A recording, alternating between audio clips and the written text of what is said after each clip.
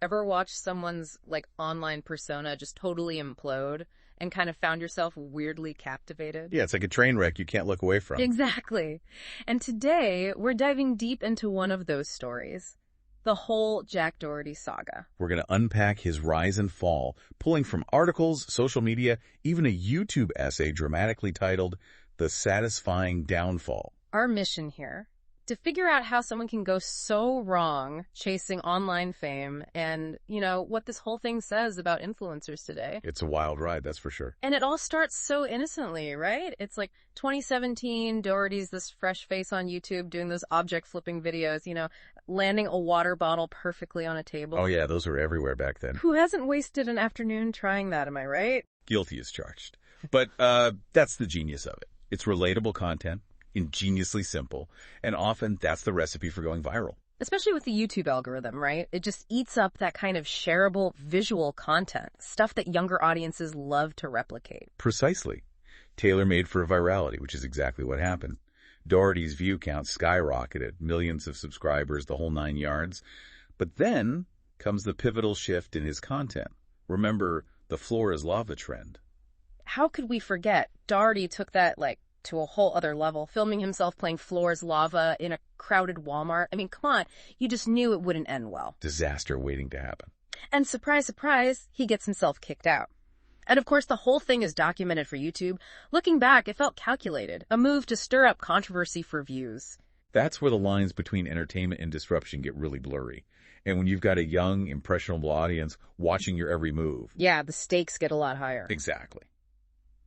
What might seem like harmless fun to some could be seen as reckless and irresponsible by others. And, spoiler alert, Doherty didn't exactly stop there. He kept pushing with increasingly outrageous stunts. It's like he got a taste of the attention and just kept upping the ante. And that, my friend, is where things really start to go downhill. It's like he went from 0 to 60 in, no time. Yeah, and it's not even just pushing the limits anymore. It's straight up crossing the line. Yeah, like that incident early 2024 where he got caught on TikTok, encouraging a kid to use a racial slur. That was just messed up. It was a new low, for sure. And then there's that whole thing with Darwin Núñez, right? Doherty's live streaming himself getting into it with this famous soccer player. Who clearly just wanted to be left alone. Totally. And it's each incident was just fuel for the fire. Each one bigger than the last, sparking outrage online. But here's the thing that always got me. It's not like Doherty was completely oblivious, right?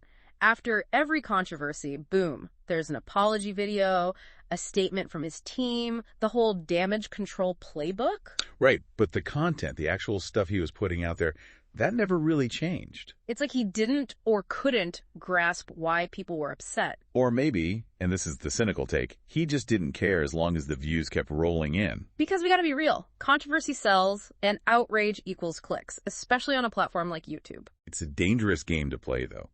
Short-term gain for some serious long-term consequences.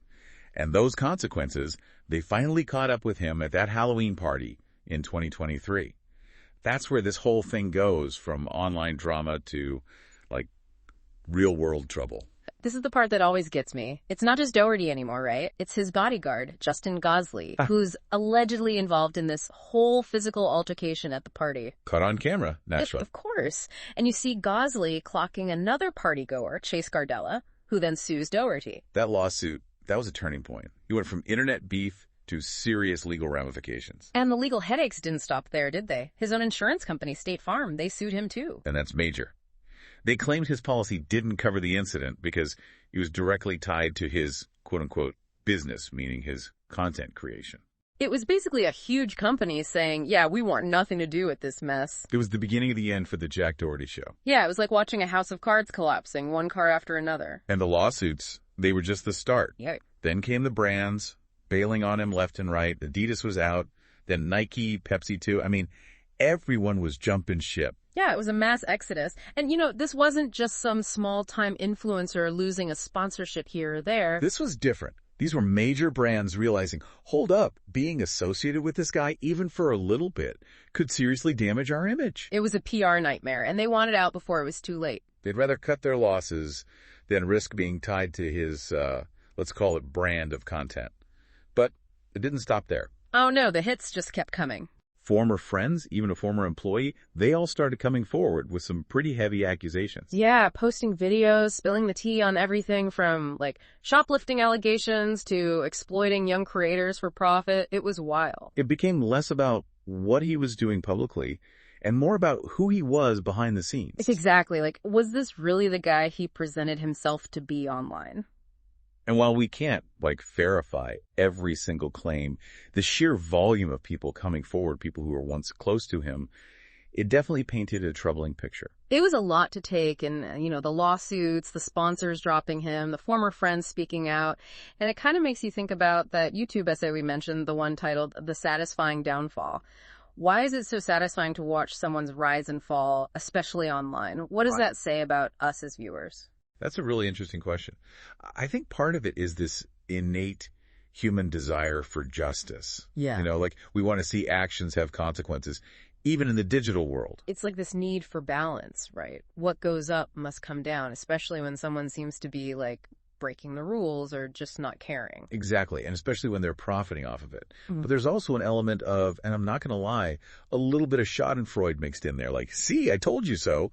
It's kind of baked into how we view celebrity culture, especially online. Totally. There's this unspoken expectation that anyone in the spotlight, especially those who blow up really fast, is bound to mess up eventually. It's like we're just waiting for the other shoe to drop. And the crazy thing about the influencer world is that it kind of encourages this whole cycle. The pressure to constantly create, the algorithm rewarding the most outrageous stuff. It's a recipe for disaster. And once a creator goes down that rabbit hole, it's almost impossible to come back. Exactly. Which brings us back to Doherty. His story is both a cautionary tale and a symptom of this larger issue. It makes you wonder, would someone like Doherty even exist without platforms like YouTube, without that constant feedback loop of views, likes, and subscribers? It's a good question, right? Would his behavior have escalated to this level without the allure of online fame, without that echo chamber effect? It makes you really think. It really does. It makes you question the whole system. The content we consume, the people we choose to follow, the line between entertainment and exploitation. It's complicated. It is, and I think that's a good place to leave it today. This whole Jack Doherty saga, it's a lot more than just a YouTuber's downfall. It's a reflection of the online world we've built, the good, the bad, and everything in between. And on that note, we'll leave you with this thought. In this crazy world of online fame, are we just spectators, or do we, the viewers, share some responsibility for the rise and fall of those we choose to watch? Thanks for joining us for this deep dive.